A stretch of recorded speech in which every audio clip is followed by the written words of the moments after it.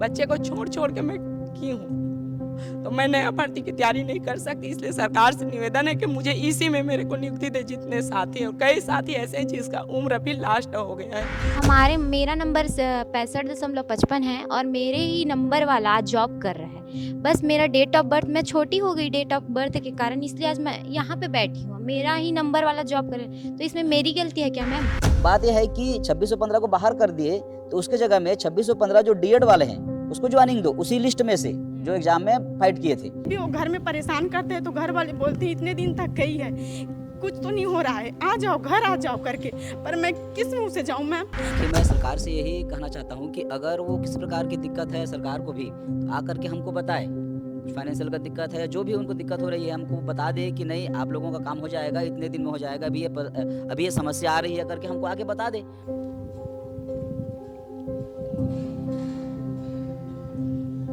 आप लोगों की कहानी सुन के मैं भी भावुक होती जा रही हूँ।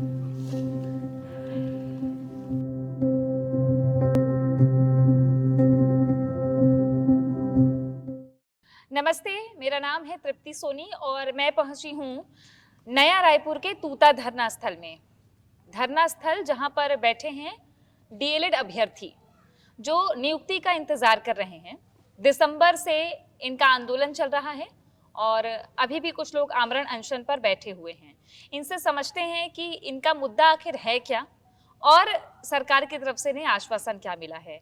मैं कोशिश करूंगी कि हर तथ्य आए ताकि पता चले कि अगर कोई युवा नौकरी की तैयारी करते हैं तो उनको मंजिल कब मिलती, कैसे मिलती, और इसके बीच जितने हडल्स आ रहे हैं, जितनी बाधाएं आती हैं, उसकी मुख्य वजह क्या रहती है, ये समझने की कोशिश करेंगे।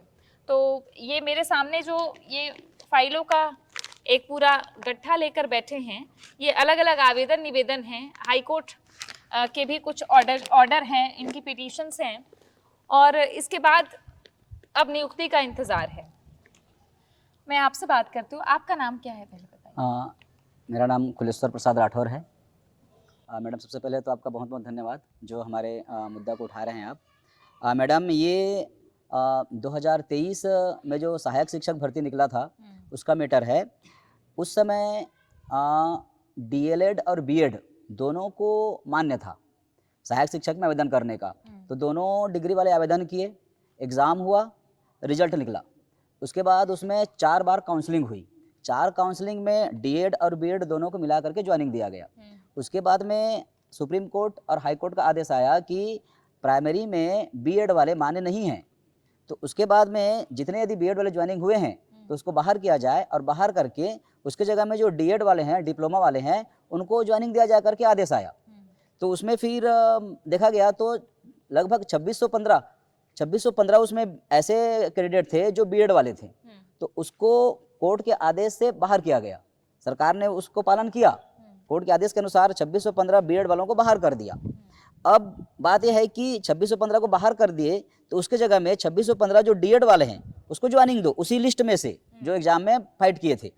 तो सरकार ने क्या किया, 2615 डीएड वालों को बुलाया, लेकिन उसमें डॉक्यूमेंट वेरिफिकेशन नहीं किया, सीधा कॉमन जो मेरिट लिस्ट होता है वहाँ से उठा लिया और उठा करके 2615 लोगों को डायरेक्ट स्कूल अलॉट कर दिया कि अब जाओ स्कूल में पढ़ाओ।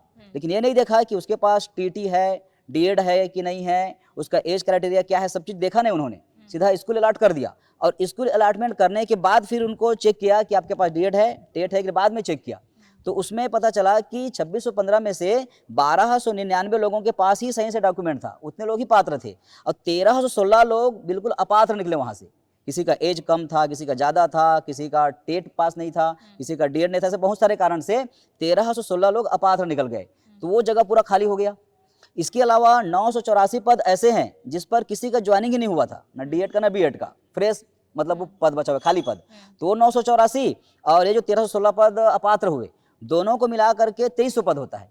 तो 2300 पद पूरा खाली बचा हुआ है, तो इस पर फिर से उनको उठाना था मेरिट लिस्ट से, तो नहीं उठाए।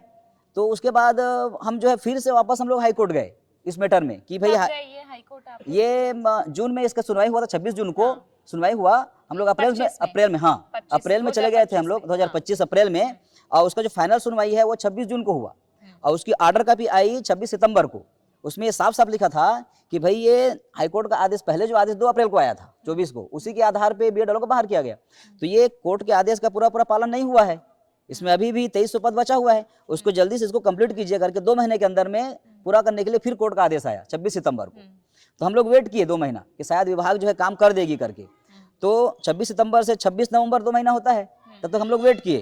तो हमको विभाग की तरफ से कोई भी ऐसा नोटिफिकेशन, कुछ भी काम होता हुआ नजर नहीं आया। तो 26 नवंबर के बाद फिर हम लोग जितने भी विधायक हैं, सांसद, सबके पास हम लोग फिर गए, डीपीआई भी गए हम लोग। तो जितने भी विधायक मंत्री लोग हैं उनसे हमको आश्वासन मिला कि नहीं नहीं करेंगे, इसको देखेंगे, करेंगे, ऐसा करके आश्वासन मिला हमको। फिर हम लोग वेट किए, नवंबर के बाद फिर दिसंबर भर वेट किए, फिर भी कुछ काम होता हुआ नजर नहीं आया। तो फिर हम लोग के पास और कोई रास्ता नहीं बचा। तो फिर 24 दिसंबर से हम लोग यहाँ पर आमरण अनशन पर हम लोग यहाँ पर बैठे हुए हैं। तो इतना दिन हो गया, देखिए 100 दिन कल पूरे आज 101 दिन हो गया, अभी तक कोई भी सरकार की तरफ से कोई भी प्रतिनिधि हमको मिलने के लिए नहीं आया है। नहीं, 24 दिसंबर के बाद कोई आश्वासन, एक भी किसी ने आश्वासन नहीं दिया? एक बार केवल वो लोग हमारा जो अनशन है उसको शिथिल कराने के लिए अधिकारी आए थे। कितने दिन बाद? वो लगभग 15 दिन के बाद आए थे। मतलब दिसंबर महीने में ही आए थे? हाँ, दिसंबर 24 जनवरी में। जनवरी में हाँ, आए थे। 24 दिसंबर हम लोग स्टार्ट किए हैं, तो जनवरी को लगभग 12-15 जनवरी के आसपास कौन आए थे? रायपुर जिला के डीओ आए थे और एक साथ में एक और अधिकारी थे, 2 जने आए थे। उन्होंने यही कहा कि आप लोगों का जो फाइल है आगे बढ़ा दिया गया है, अब वो कैबिनेट में जाएगा, फिर सरकार विचार करेगी, फिर आप लोगों का काम होगा, अभी आप लोग अनशन को बंद कर दीजिए करके। तो हम लोगों ने कहा कि भाई आप आए हैं तो हम अनशन को बंद तो नहीं कर सकते, लेकिन हम शिथिल कर देते हैं, कुछ लोग अनशन में भी बैठेंगे करके। तो अभी भी हम लोग 10-12 लोग अनशन पर डेली बैठते हैं। तो उसके बाद से फिर हम लोग आस लगाए थे कि भाई फाइल आगे गई है बोल के हमको आश्वासन दिया गया।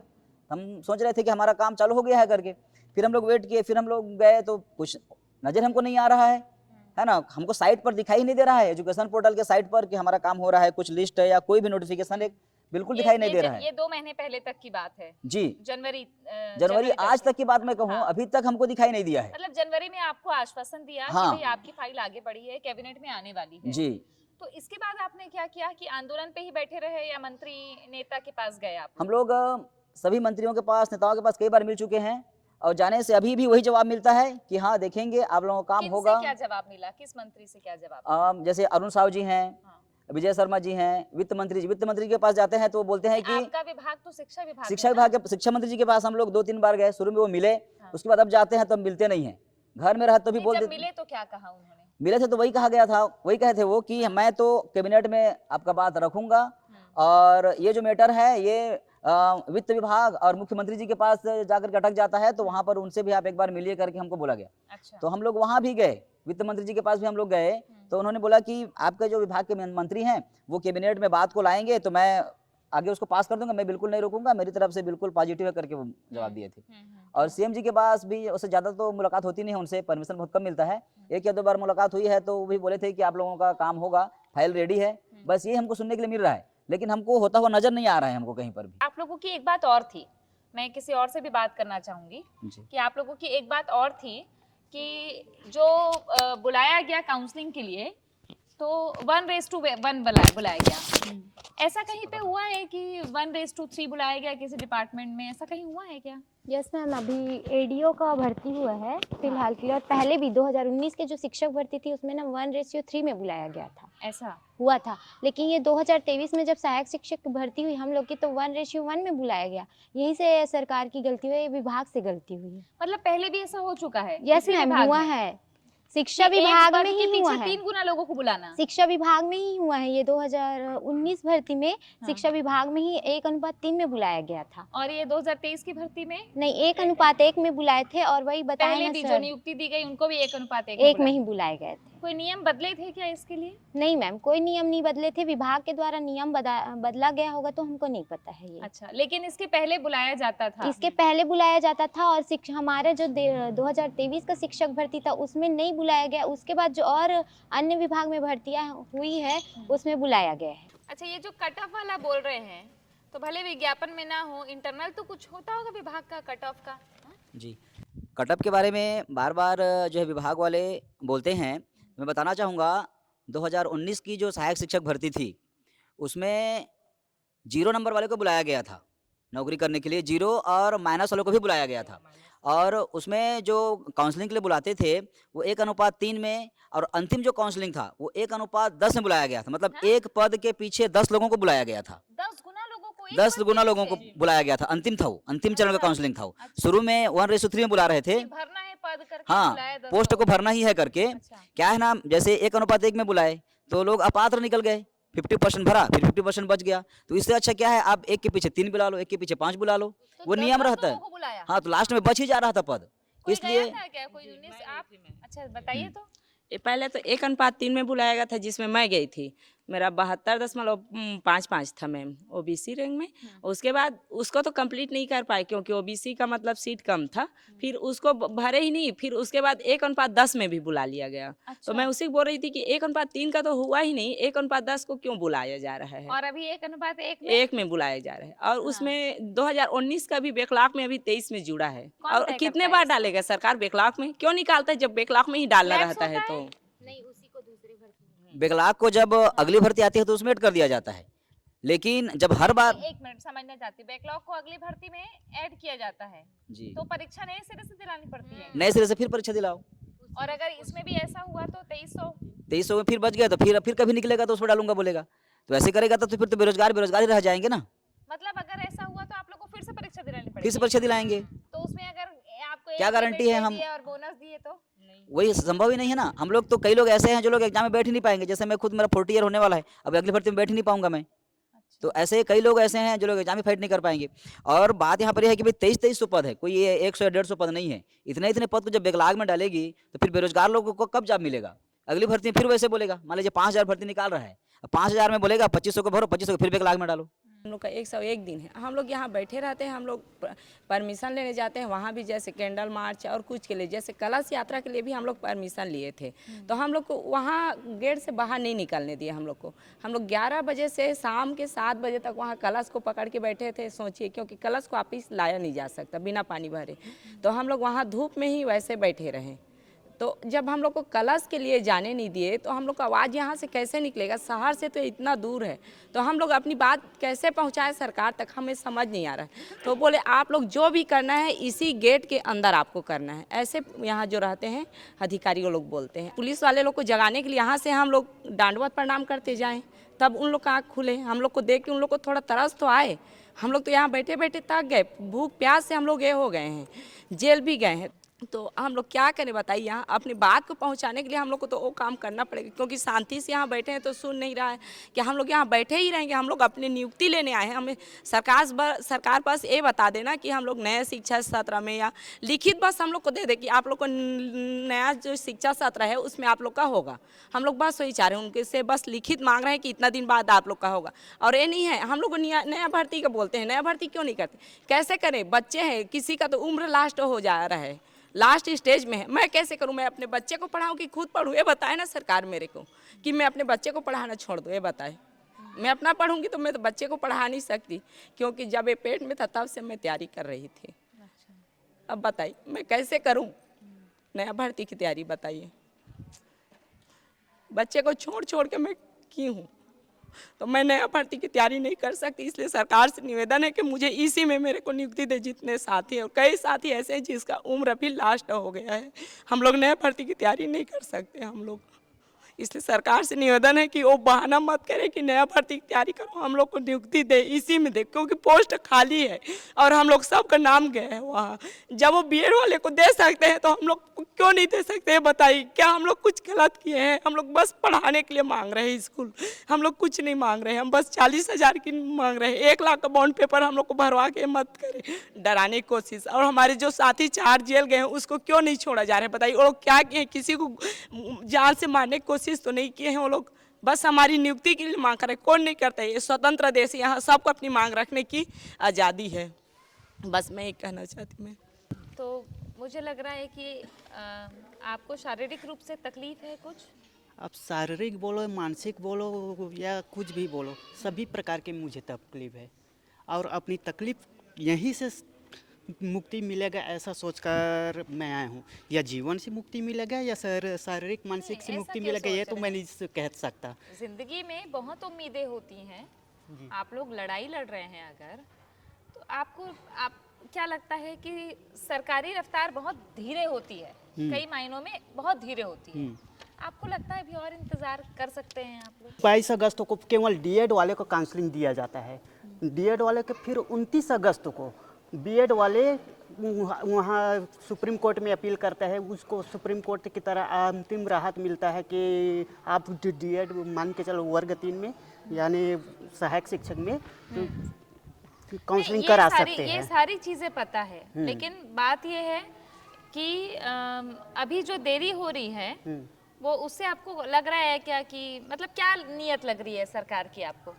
इसमें सरकार का नियत लग रहा है वो तो देंगे हैं, हमको पता है। हाँ। लेकिन ये जो भी गड़बड़ी है ये पूरी विभागीय है। अच्छा, ये विभाग के द्वारा सरकार को गलत जानकारी दिया गया है, चाहे डीपीआई के हो या फिर मुख्य शिक्षा सचिव को हो, कोई किसी भी का हो सकता है, ये नहीं बोल सकता। लेकिन सरकार तो सभी के लिए संवेदनशील रखता है, सभी को अपना ही मानता है। सरकार वही करता है जो नीचे अधिकारी आईएएस अधिकारी जो भी सलाहकार बैठा रहता है उसी की दिशा निर्देश अपना सरकार कार्य करता है। तो गड़बड़ी केवल विभागीय का है, सरकार का नहीं है। तो मैं चाहता हूँ सरकार से कि जो गड़बड़ी है उसको सुधारे और हमें जो मिलना चाहिए वो अधिकार वो दे।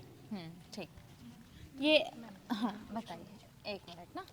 मैम, मैं ये बताना चाहूँगी कि मैं एक आदिवासी अभ्यर्थी हूँ और ये 2300 जो पोस्ट बचा है ना, उसमें से 1600 पोस्ट आदिवासियों का है ना। बोलते हैं कि आदिवासियों का स्तर को उठाने के लिए जो हम लोग को आरक्षण मिला है उनको संरक्षित क्यों नहीं कर रहे हैं। मैं सोची थी जब मैं मायके में थी तो ये सोच के पढ़ी कि बोलते थे घर वाले लोग की उम्र हुआ तो शादी करेंगे करके, पर मैं देखती सी आस पास पड़ोस में तो शादी करने के बाद स्तर बहुत कमज़ोर हो जाता है, या तो परिवार ठीक मिलता है या तो नहीं मिलता है। इसी कारण मैं घर में भी लड़ी कि मुझे पढ़ना है, आगे बढ़ना है करके।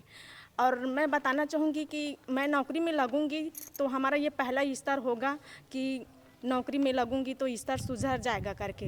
लेकिन आज देखो मैं पढ़ाई करके फिर से पछतावा हो रहा है मुझे कि मैं क्या कर दी करके। और मैं 3 साल के बेटा को छोड़ के आई हूँ मैडम, मैं घर में। वो रोज़ फ़ोन करती हूँ तो बोलता है कब आओगी मम्मी। मैं झूठ बोल के आई हूँ मैं पेपर देने जा रही हूँ बेटा करके, तो क्या बोलता है बेटा पास होके आना करके।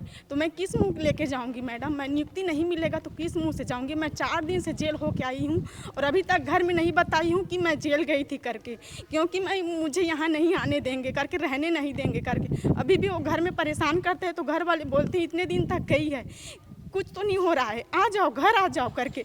पर मैं किस मुंह से जाऊं मैम। अभी 30 मार्च को बेटा का बर्थडे था, उसमें पहुंच नहीं पाई मैम। मैं वो बोला था मम्मी गिफ्ट लेके आना करके, बस हमें हमारी नियुक्ति दे दे।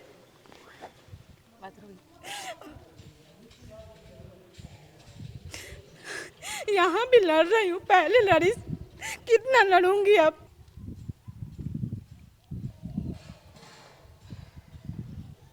आप लोगों की कहानी सुन के मैं भी भावुक होती जा रही हूँ।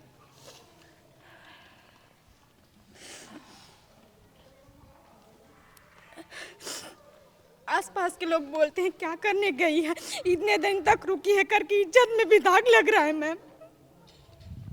नहीं, ये तो फिर वो तो समाज की छोटी सोच है, इसकी परवाह आपको नहीं करनी चाहिए। इज्जत में दाग वाली परवाह नहीं करनी चाहिए। एक बार जब आप घर से निकली कि आपको नौकरी करनी है, आप जिस भी समाज से आती हैं, तो इस चीज़ की परवाह आपको नहीं करनी चाहिए।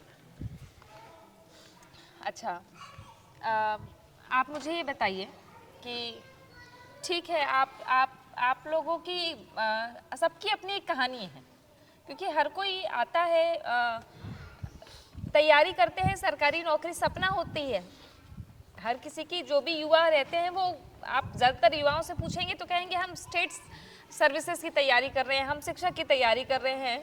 और सरकारी नौकरी में लोग इसलिए ही आना चाहते हैं कि जनता की सेवा करें वो, और अपने परिवार में भी एक नाम मिले, उनके परिवार में इज्जत से देखा जाए।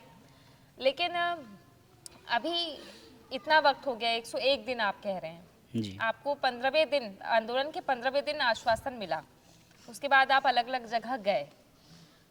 लेकिन आपको लग क्या रहा है अभी, क्योंकि बजट आया, फाइनेंशियल ईयर इधर उधर, सरकार हो सकता है, मैं सरकार की पैरवी नहीं कर रही हूँ, लेकिन हो सकता है हम भी कई मामलों में देखते हैं कि सरकार की कई चीज़ें रहती हैं और भी बहुत सी चीज़ें अटकी रहती हैं। आपको लगता है कि कोई बीच का रास्ता निकालें ताकि आप लोग भी अच्छे से रह पाएँ? कोई बीच का रास्ता क्या चाहते हैं आप लोग? देखिए, मैं सरकार से यही कहना चाहता हूँ कि अगर वो किसी प्रकार की दिक्कत है सरकार को भी, तो आकर के हमको बताए। कुछ फाइनेंशियल का दिक्कत है, जो भी उनको दिक्कत हो रही है, हमको बता दे कि नहीं आप लोगों का काम हो जाएगा, इतने दिन में हो जाएगा, अभी ये समस्या आ रही है करके हमको आके बता दे। वो तो हमारे पास आने के लिए ही मतलब मंजूर नहीं है, कुछ बोलते ही नहीं है। जाओगे तो खाली आश्वासन बस दे रहा है। तो बताए ना भाई हमको कि नहीं भाई अभी अभी नहीं हो पाएगा, कुछ दिन आप लोग रुक जाइए, इतने दिन में आप लोगों का हो जाएगा, ऐसा करके हमको एक लिखित में हमको आश्वासन दे दे, तो भी हम यहाँ पर हम हमारा धरना बंद कर देंगे। वो तो कुछ भी करने के लिए तैयार नहीं है। जाओगे तो बस आश्वासन दे देती है, हाँ होगा, बस गोल मटोल जवाब बस देती हैं। इसलिए हम लोग क्या समझें भाई, हमको तो कुछ समझ में नहीं आ रहा है। हम लोग तो अपना धरना बंद नहीं कर सकते, है ना। हमको जो सुप्रीम कोर्ट और हाई कोर्ट ने हमको जो अधिकार दिया है उसको तो हम ले करके रहेंगे। सरकार को यदि कुछ दिक्कत है तो आकर के हमसे मिले, हमको लिखित में कुछ जवाब दे, हम वही चाहते हैं। यहाँ पर कल एक डिबेट हुआ था जिसमें जो प्रवक्ता महोदय जुड़े थे वो बोल रहे थे कि कटअप के बारे में बोल रहे थे, कटअप रैंक नीचे चला गया करके। तो मैं बताना चाहूँगा कि कोई भी जो भर्ती निकलती है उसमें कटअप रैंक का जिक्र रहता है विज्ञापन में कि इतना कटअप रैंक रहेगा, इतना % के नीचे नहीं लिया जाएगा करके। तो यहाँ पर हमारे पास विस्तृत विज्ञापन है जिसमें कहीं पर भी कटअप रैंक के बारे में जिक्र नहीं है। अगर कटअप रैंक है उसमें तो बता दिए हमको कि कितना कटअप रैंक निर्धारित किया गया था। यहाँ पर पूरा मेरे पास विज्ञापन है, विज्ञापन में कटअप रैंक के बारे में कोई जिक्र नहीं है। ये और 2023 का विज्ञापन। हाँ, हमारा जो भर्ती था इसमें हम लोग दिलाए हैं एग्जाम, उसी का विज्ञापन कॉपी है ये, जो विज्ञापन निकला था। इसमें कहीं पर कटअप रैंक के बारे में जिक्र नहीं है। इसके पहले भी 2019 में जब शिक्षक भर्ती निकला है, कटअप रैंक का इसमें कोई नियम ही नहीं रहता है। जितना पद रहता है उसको सीधा उठाया जाता है, मेरिट लिस्ट से भरा जाता है उसको। तो कटअप रैंक का वो सरकार या विभाग जो भी है सिर्फ और सिर्फ बहाना बना रही है, क्योंकि उनके पास कुछ बात नहीं है बोलने के लिए, हमारा भर्ती क्यों नहीं कर रहे हैं। तो ये बोल रहे हैं कि कटअप रैंक काफ़ी नीचे आ चुका है। तो काफ़ी नीचे मतलब कितना बताएं हमको कि भाई आपका 33% था कि 40% जो भी था वो बताएं हमको, लिखित में कहाँ, यहाँ विज्ञापन में हमको बता दें कि इतना रैंक तक हम ले चुके हैं, इसके नीचे रैंक आप लोगों का है इसलिए हम नहीं ले रहे हैं बोल के बता दें हमको, वो धरना बंद कर देंगे। कटअप रैंक के बारे में कोई जिक्र ही नहीं है यहाँ पर, तो जिक्र ही नहीं किए हैं। और ज़बरदस्ती का ऐसा तो नहीं है कि आधी भर्ती अलग नियम से होती है फिर आधी भर्ती अलग नियम से होगा, ऐसा तो हो नहीं सकता। कोई भी जो विज्ञापन निकलता है उसमें जो नियम रहता है उस नियम से सारी भर्ती प्रक्रिया कंप्लीट किया जाता है। तो कटअप रैंक का जो बहाना है बिल्कुल और बिल्कुल झूठ है, केवल झूठ है, वो केवल एक बहाना बना रही है। दूसरी बात यह है कि बोलते हैं कि 23 का है, काफ़ी पुराना हो चुका है। तो यहाँ पर मैं दिखाना चाहूँगा, ये 10 फरवरी का ये पेपर है अभी 2026 का। इसमें 2023 में प्रयोगशाला तकनीशियन भर्ती परीक्षा हुआ था, उसका 26 लोगों को वेटिंग वालों को नियुक्ति दिया गया है अभी फरवरी में। तो जब 23 का ही भर्ती को वेटिंग वालों को लिया जा रहा है यहाँ पर 26 में, तो हमारा क्यों नहीं लिया जाएगा। और हमारा ही सहायक शिक्षक वाले जो कुछ डबल डिग्री वाले थे, जो हटाया गया बीएड वालों को, उसमें से कुछ लोगों के पास डीएड भी था। तो वो लोग भी कोर्ट में गए थे कि हमको मत हटाइए, हमारे पास डीएड भी है बोल के। तो उनका कोर्ट में केस चला, उनका भी आदेश आया, तो उनको भी अभी 12 मार्च को उनको ज्वाइनिंग दिया गया है। 24 लोग ऐसे थे अच्छा। जिनके पास डीएड की भी डिग्री थी, वो लोग भी हमारे ही 2023 भर्ती वाले हैं। लेकिन सब कोर्ट जाने के बाद ही मिल रहा है ना जी, तो हम भी तो कोर्ट से आ गए हैं मैडम। नहीं, अब तो नई लड़ाई है आपकी। नहीं, देखिए हम कोर्ट से आ गए, कोर्ट से आने के बाद हम कब देना चाहिए। अच्छा, हम लोग को 2 बार 3 बार कोर्ट हो गया, कंटेम्प भी लगा लिया आप लोगों ने, कंटेम्प लगा लिया हमने। बताइए हाँ और बताइए। जी, हाँ, कंटेम्प लगाने के बावजूद जी कोर्ट ऑफ कंटेम्प्ट कई बार लगे हैं मैम, उसके बाद भी हमको नियुक्ति अभी तक नहीं दिया गया है। हम वेट कर रहे हैं। अब देखिए ये बड़ी एक और चांस लेंगे क्या कोर्ट का, बताइए। मैम इतने कंटेम्प्ट लगने के बाद देखिए एक उम्मीद होता है कि कोर्ट ऑफ मतलब कि अगर न्यायालय का एक आदेश है तो हमको ये न्यायपालिका पे भरोसा था, सरकार पे भरोसा था कि अगर न्यायालय का आदेश है तो सरकार उस आदेश का पालन करेगी। और हमने काफ़ी इंतज़ार किया, उसके बाद भी हमें अब लगा कि उस राह पे कोई हमें मंजिल नहीं दिखाई दे रही है, तो हमने ये रास्ता चुना है। हम ऐसे ही इस रास्ते पे नहीं बैठे हैं। अच्छा, ये जो डॉक्यूमेंट वेरिफिकेशन की बात आप लोग कह रहे हैं, एक काम करिए, माइक को हाथ में रख लीजिए और पास करते जाइएगा जिसको बोलना होगा। जी मैम। अच्छा, डॉक्यूमेंट वेरिफिकेशन की जो बात आप लोग कह रहे हैं, तो कि ये जो लास्ट हाई कोर्ट के आदेश के बाद में जो किया गया उसी में डॉक्यूमेंट वेरिफिकेशन नहीं हुआ, ये इसके पहले भी नहीं हो रहा था? इसी बस में नहीं हुआ है, पहले वेरिफिकेशन करवाए थे। पहले सत्यापन होता था। हाँ। उसके बाद फिर स्कूल अलॉटमेंट करते स्कूल थे। अलॉटमेंट करते थे। हाँ, तो तब यहाँ पहले स्कूल अलॉट कर हाँ वही गलती ये की लास्ट के जो पद थे। लास्ट वाले में 5वां। हाँ अच्छा, बीएड को हटाने के बाद जी मैम, जी मैम। इसी में से इस हड़बड़ी के पीछे कोई वजह आपको लगती है? हाईकोर्ट के आदेश का पालन जल्दी करवाना, ऐसा लगता है क्या? जी बेसिकली हाई कोर्ट का जो आदेश था उसी को जल्दबाजी में करने का ही नतीजा था कि सही तरीके से उन्होंने प्रक्रिया को आगे अंजाम नहीं दिया। और ये जो बार बार बयान आता है मंत्रियों के प्रवक्ता की तरफ से, उनके तरफ से कि ये जो रैंक है बहुत नीचे चला गया है, तो रैंक नीचे बिल्कुल नहीं गया है। और जहाँ तक बात करते हैं कि 5वीं काउंसलिंग हो गई है, तो वो शुरू के तो जो 4 काउंसलिंग थे वो बीएड डीएड को मिला के हुए थे। 5वीं काउंसलिंग जो है वो दूसरे चरण की काउंसलिंग मानी जाएगी, सिर्फ डीएड की। उसके बाद फिर हमारी काउंसलिंग हुई नहीं है। और बात करते हैं रैंक नीचे चला गया, तो बिल्कुल नहीं गया है। जितने रैंक तक सेलेक्ट हुए हैं अभी, उतने ही रैंक के हमारे कैंडिडेट अभी भी यहाँ पे मौजूद हैं, जो सिर्फ इसी वजह से रुके हुए हैं कि एज उनका थोड़ा कम है उनसे, क्राइटेरिया के अंडर है। लेकिन ये होता है कि जो ज़्यादा एज के हैं और सेम रैंक है तो उनको प्राथमिकता दिया जाता है जो ज़्यादा एज के हैं, तो ऐसे कैंडिडेट सेलेक्ट हो गए हैं। और जो थोड़े से कम एज के हैं उसी रैंक में हमारे पास अभी भी यहाँ पे मौजूद हैं। हमारे ऐसे साथी हैं, मेरा खुद का रैंक काफ़ी अच्छा है। और अगर ये एक अनुपात 2 या 3 में और लिस्ट निकालते हैं तो मैं उसमें मतलब उच्च श्रेणी में मैं वैलिड रहूँगा उसमें। अच्छा। ये स्थिति है।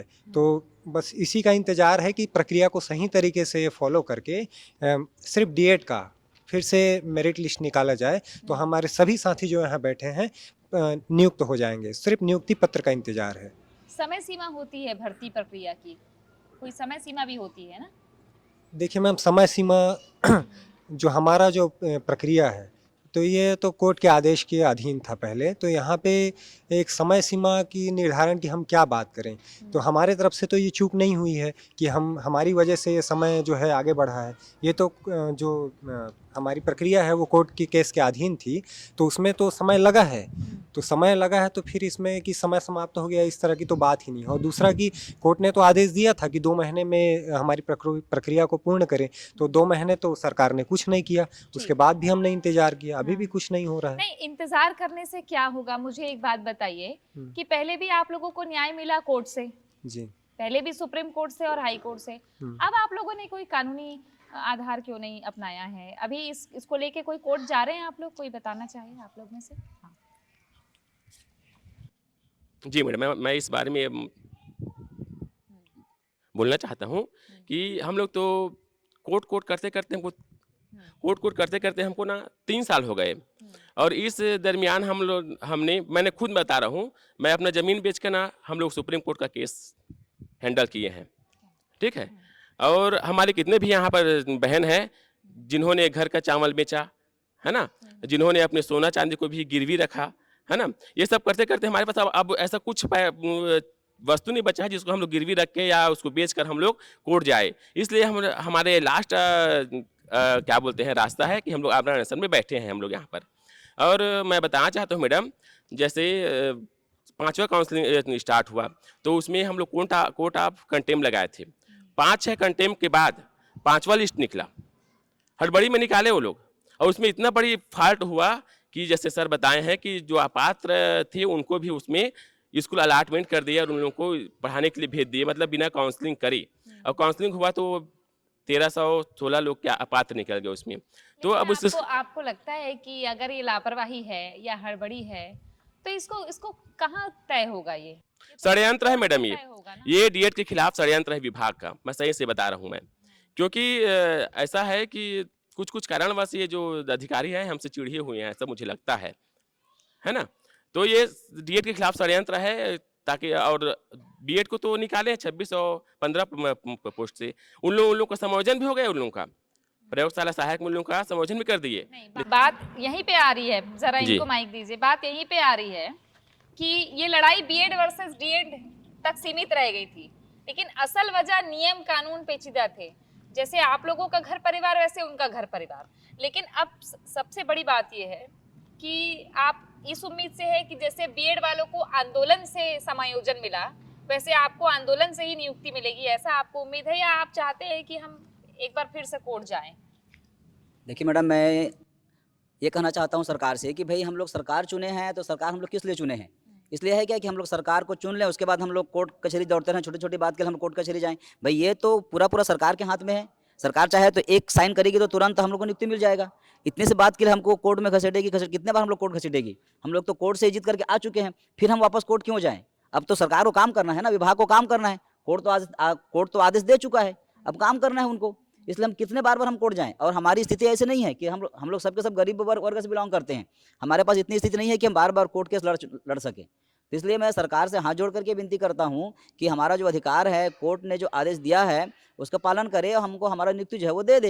एकदम सिंपल सा मैटर है भाई, इतना पद खाली बचा हुआ है, वहाँ से उठाना है हमको और देना है, एकदम सिंपल सी बात है। यहाँ पर बजट का भी कोई दिक्कत नहीं है, क्योंकि ऑलरेडी वहाँ पर बीएड वाले जॉब कर रहे थे, उनको तो मिल रहा था, तो उसको लोग रिप्लेस बस करना है। उनको जो मिलता है हमको मिलना है, कोई नया बजट तो उनको फॉलो नहीं करना है। तो मैं सरकार से यही कहना चाहता हूँ कि किसी प्रकार का कोई दिक्कत नहीं है, फिर भी वो क्यों नहीं कर रही है, वो कारण हमको बताए।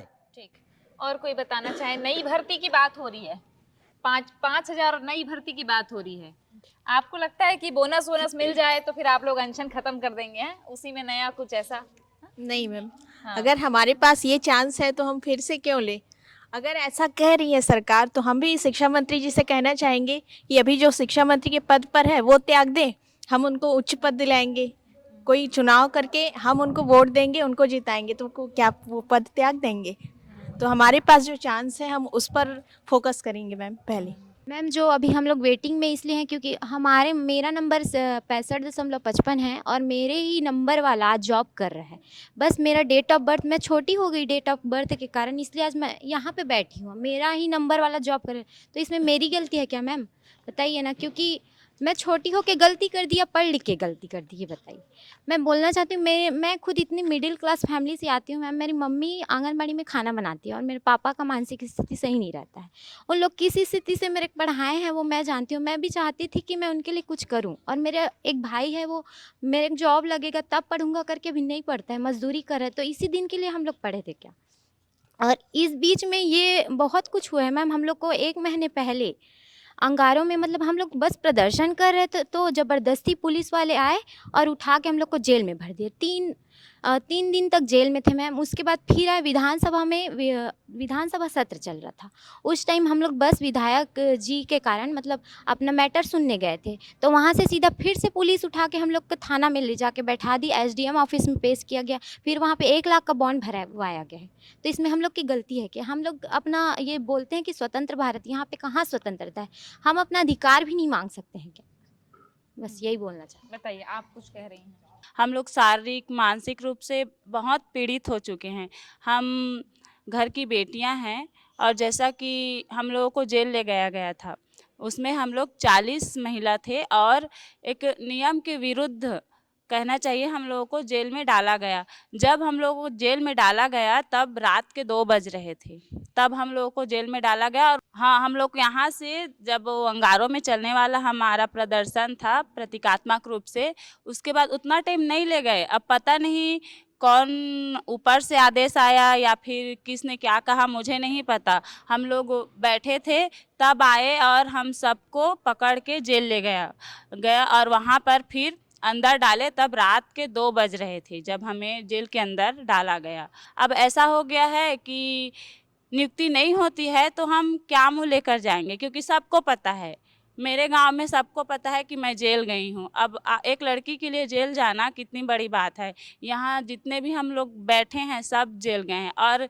एक बार नहीं, मैं खुद 2 बार हो गया समझिए अभी भी। और हम लोगों को बॉन्ड साइन कराते हैं तो 1 लाख का। अब गरीब परिवार से हम सब हैं, कहाँ से हम उतना पैसा देंगे आप बताइए? अपने अधिकार के लिए कुछ कर रहे हैं तो हमें पकड़ के ले जा रहे हैं। देखिए, अभी तो मैं आपकी बात सुन रही हूँ जी, लेकिन टेक्निकली अगर देखा जाए तो आंदोलन करना, नारे लगाना, अपनी बात बुलंद करना, ये लोकतंत्र में अधिकार है।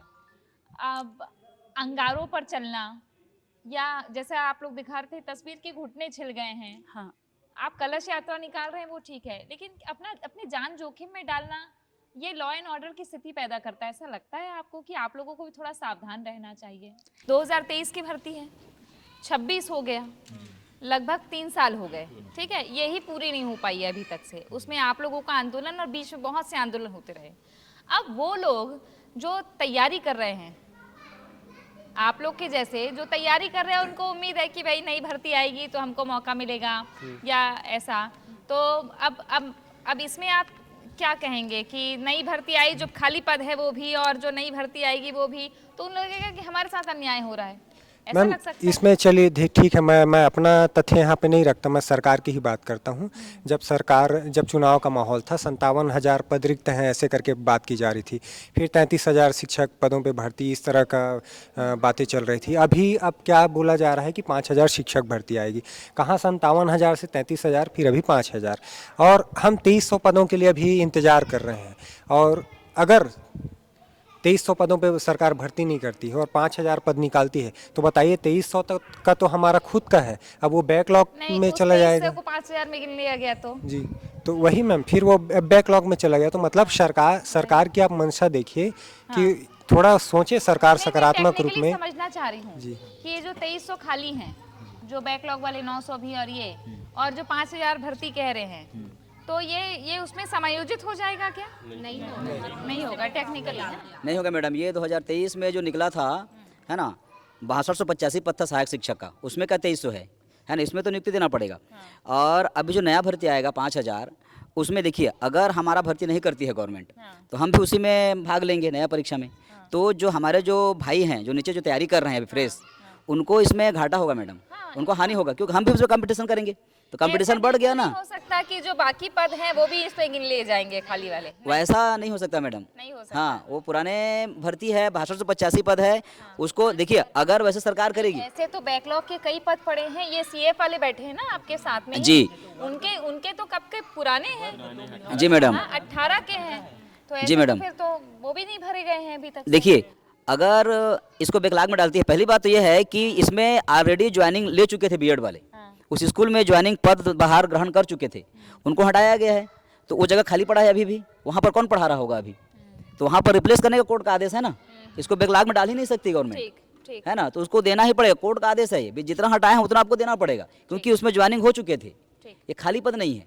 अच्छा, आखिरी बातचीत आखिरी करते हैं जी। अभी कब तक और इंतजार करेंगे या फिर कोई और रास्ता अपनाएंगे?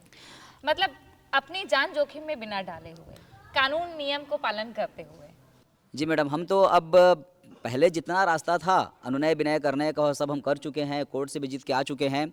अब ये जो आमरण अनशन का अंतिम रास्ता होता है, तो हम जब तक सरकार नहीं देगी यहाँ पर हम लोग डटे रहेंगे, और हमको आशा है कि सरकार की आंखें कभी न कभी तो खुलेगी और हमको हमारा जो हक है वो हमको देगी। इसी आस में हम यहाँ पर बैठे रहेंगे जब तक हमको नियुक्ति न मिल जाती। और मैं इन लोगों की बात इसलिए भी सुनने आई कि हर एक युवा के मन में सपना होता है सरकारी नौकरी का। यहाँ पर हर वो तथ्य रखे गए हैं जो आने चाहिए लोगों के सामने, चाहे वो सरकार की तरफ की बात हो, चाहे वो इनकी तरफ की बात हो। मैं कोशिश भी करूँगी डीपीआई से संपर्क करने की कि आखिर इसमें क्या हिस्सा पेचीदा हो रहा है, क्यों हो रहा है, मैं कोशिश करूँगी अपनी तरफ से। लेकिन मुझे लगता है कि जो लोग ये देख रहे हैं, ये सुन रहे हैं, उन्हें इन आदिवासी जो दीदी है हमारी, उनकी व्यथा सुननी चाहिए। जो सख्ती से दीदी आई हैं उनकी व्यथा सुननी चाहिए।